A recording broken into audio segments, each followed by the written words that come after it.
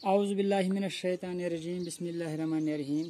میں سید فیاض احمد آج 8ویں جماعت کی اردو کتاب کا سبق نمبر 9 جس کا نام ہے جابر بن حیان پڑھانے جا رہا ہوں۔ ان دنوں کوفہ میں عمدہ علمی ماحول تھا۔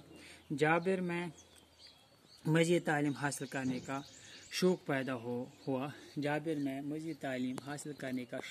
ہو گیا۔ چنانچہ اس مقصد سے اس نے مدرسے میں داخلہ لیا۔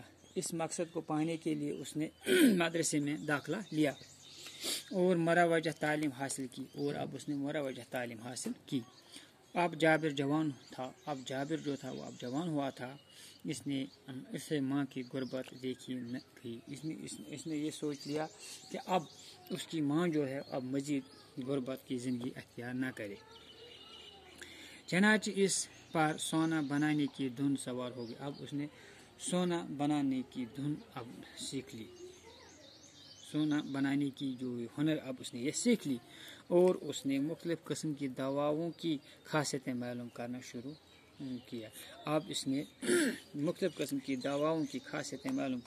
کیا۔ ساتھ ہی قسم کی دانتیں لے کر انہیں طرح طرح کی جڑی بوٹیوں کے ساتھ ایک خاص قسم کی بٹھی میں پگھلانا شروع کیا۔ اب اس نے مختلف قسم کی دانتیں اور جڑی بوٹیوں کے ساتھ ملا کر ایک خاص قسم کی بٹھی میں پگھلانا شروع کیا۔ اس کے گھر میں قسم قسم کی جڑی بوٹیاں، طرح طرح کی دانتیں، الگ الگ شکلوں کے برتن تھے۔ اب اس کے گھر میں مختلف قسم کی جڑی بوٹیاں، طرح طرح کی دانتیں اور الگ الگ قسم کے برتن تھے۔ وہ ہر قسم کی کیمیا گری کے نئے تجربے کرتا رہا۔ اب وہ مختلف قسم کی کیمیا گری کے نئے تجربے کرتا رہا۔ کیمیا گری کے ان تجربوں کے دوران اس نے بہت سی چیزیں ایجاد کی جن سے لوگوں کو کافی فائدہ ہوا۔ اس طرح جابر کی شہرت دور دور تک پھیل گئی۔ ہارون رشید جو اس وقت بغداد کا خلیفہ تھا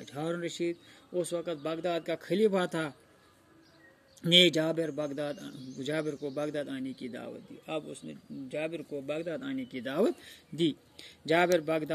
جابر جب بغداد گیا اس کی بڑی قدر ہوئی، اس کی بہت عزت ہو گئی۔ وہاں خلیفہ نے اسے انعام و اکرام سے نوازا۔ جو خلیفہ تھا اس نے اس کو بہت قسم کی انعام اور اکرام سے نوازا۔ تو انشاءاللہ باقی ہم کل پڑھیں گے۔